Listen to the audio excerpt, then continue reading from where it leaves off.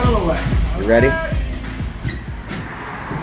Look at this thing. 636 miles. This is a time capsule. In case you didn't believe me. There's Josh's resurrection. Oh, that's... This is oh, look at this thing. Oh, she needs some love badly. Oh, goodness. Rock and roll, man. She's ready for... We can eliminate this part. She's ready for her debut. I'm not ready to exercise. How many miles on this thing? Only 7636. Wow. Practically new. 80 cubic inch Electraglide. Stay tuned for the... Some fishtails on the back. The resurrection. Resurrection. This thing might only be a 4-speed. I'm not sure about it. What do you think, Matthew? Come and get it.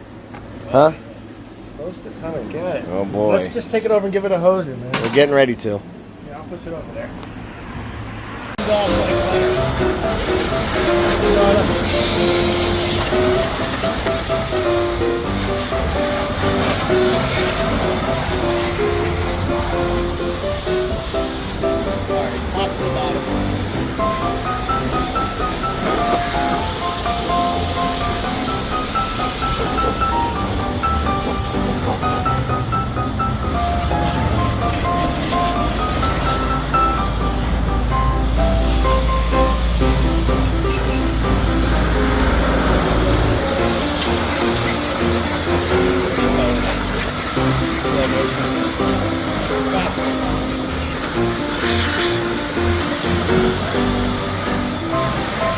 Look at that, just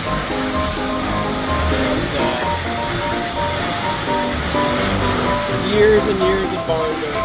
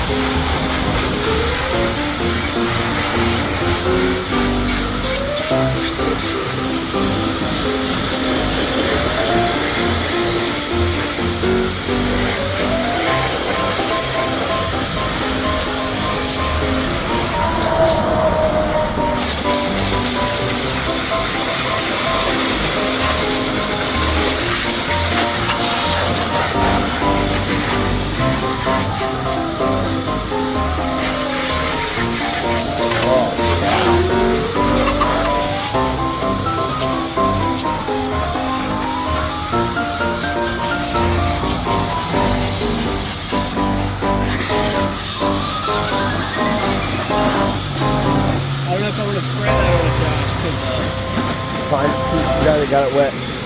Yeah, but I don't want it to etch into that paint. It's not gonna. You know what I mean? Keep spraying it, you good. You already wet it.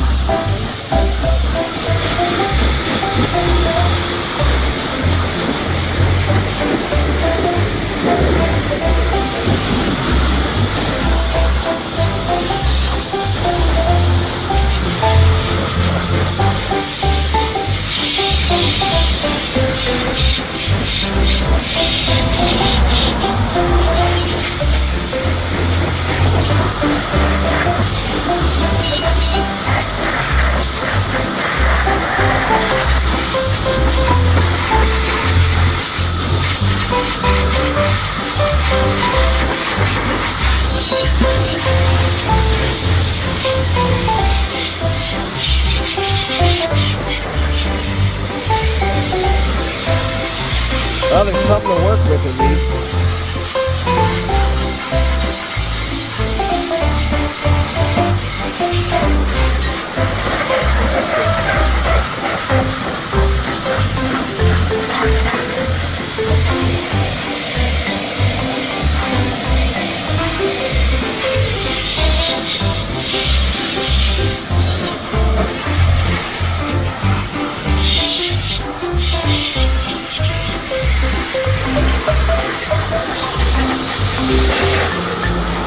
to the top of the engine.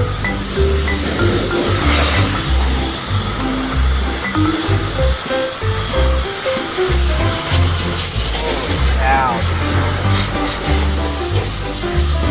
That again.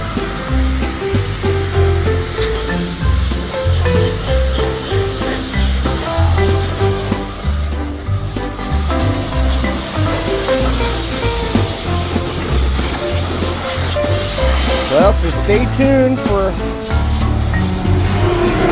what this is going to look like when we're done. It's already looking a whole lot better now. Wow. It's amazing what you can find in a barn. Can't wait to see this one all shined up, guys. Like, comment, subscribe. Let us know what you think. What is this one, Phil? 1991 Electraglide. How long do you think it's been sitting? Well, the last time I ran it was 3 years ago, but who knows how long it's been sitting outside under a floor bag. Wow. It's covered from the weather, but Yeah. it was outside. Oh boy, oh boy. Outside a barn. Outside a barn. Probably should have stuck it in the barn at least. Yeah, it was still covered under a roof, and it had a cover over it, so it had protection. It was out of the elements, but you know, there's only so much you can do to protect it. Yeah. Holy cow. One dirty bite. But like what we do is we bring them back to life sometimes, and this is what we're going to have to do on this one. So yeah, stay tuned. I can't wait to show everybody what this thing looks like when we're done. I mean, it looks great already. There's something under there that we can work with now. And this is going to be interesting. Remember to hit like and subscribe, ding that notification bell for updated content. Getting closer. Coming back to life. It's one of those things with these older bikes. They're kept well somewhat out of the elements. There's something underneath there that we can bring back to life. So we got some buffing to do, some chrome polishing. Obviously we got to service the machine as well. So stay tuned for the revitalization project. Okay, the big reveal, here we go. Wow. So, little bit of elbow grease, some pressure washing, some buffing, some strategic use of steel wool for the chrome. Look, it's not perfect, but that is a far cry from what it was a couple hours ago. Still some other things to be done to fine tune it, but you know what? If you find a barn find or something that's been sitting around for a long time, there are absolutely ways that you can bring them back to life. Now, again, this is just preliminary. I'm going to get into this even more and go over it, do some other things to it, just to kind of fine tune it as best as I can. But you know what? For a bike that came in literally covered in dirt, this windscreen, you couldn't even see through it. That's how bad that was. And the process for something like that, depending upon what the how bad the dirt is or how thick it is, you know, and the material that you're dealing with, you have to use certain things so that you don't destroy it and then scratch it all up, because there was a film on it, it gets oxidized over the years, and there's that yellow film that you literally can scratch like this and it'll start to come off, but you got to take your time to do that. You can't use it any kind of a knife or sharp object, because you will eventually scratch that acrylic screen, and you don't want to do that. So you have to really go through it, take your time. There are things like solvents and stuff that you can use to dissolve that and then eventually remove it, and then what you have to do is buff it and try to bring it back to life. So I mean, you couldn't see through it before. Well, now this isn't going to be so bad for somebody that's riding it. You can see out. your windscreen. And you can actually see the dash. Look at this old school dash. How cool is that? So this is a big blemish right here. I mean, there's a couple of them. I mean, the thing's like a 91, so she's got some issues, but there's stuff that you can't really do too much with. You know, some of this rust, it's just bubbled up. So no matter how much you try to steel wool that, it's not going to come clean. Some of the chrome is savable, some of it isn't.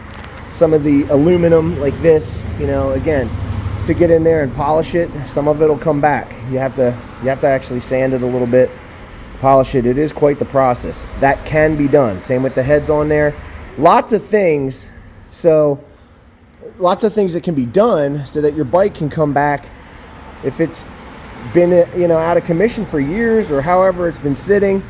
You know, if it's been somewhat taken care of and it's been under a cover, somehow it's been protected from the bombardment of constant sunlight, constant rain, constant temperature changes. I mean, if there's somewhat of a little bit of a, you know, like I said, a barn or somewhere that it's going to be somewhat safe, where it's not totally exposed by the elements, well, you know, you're going to get results like that. And it's really great and satisfying that you can bring a bike back, because this puppy's going to hit the road. Somebody is going to love it and be super happy that they've got maybe what was their dream Harley. I don't know. I'm sure somebody out there is going to just enjoy this bike and love it. I had a lot of fun, Phil and I, cleaning this up and going over the chrome, and look at the fishtails, look how shiny they are and how pretty everything is. But again, you know, take your time. There's a ton of detail guys online. I mean, I really just pressure wash stuff. I use a soap and some acid for certain things. Chrome, metal. Sometimes you can hit it with aluminum. Most of the time you got to really be careful, because it'll kind of blacken it a little bit. So if you do it really quick, you can get away with it. But anyway, it just gets that surface grime off. It brings it up, bubbles it up, and you can get it off if you spray it off quickly. And so that's like a little bit of a trick that we use, so it makes them really nice. I mean, that wheel looks great from what it was before. Yeah, that's awesome. So there you have it. This is a barn find. She's brought back to life for the most part. Now it's going to go to service. So once Joel and Matt finish up with this bike, then I get it back, then I can really get into it, because it's going to be easier for me to deal with things, you know, with their fingerprints and all that kind of stuff. I'll have to take that off, and again, I'll take some little time and, you know, put some black on that, do some stuff around there just to kind of touch it up as much as you can. It's always nice, so when the next person gets it, they may not know right away and won't be looking at it, but eventually they start looking at their bike and they see the little detail areas that were taken care of and that I got a chance to see, and make sure that they are going to have a bike that is definitely going to be something they're going to want to ride around proudly on. Well, so there you have it, guys. Like and subscribe. Thank you so much. I just want to keep rolling here and show you guys this beautiful bike, but there's other work to be done, so you know how this goes, right?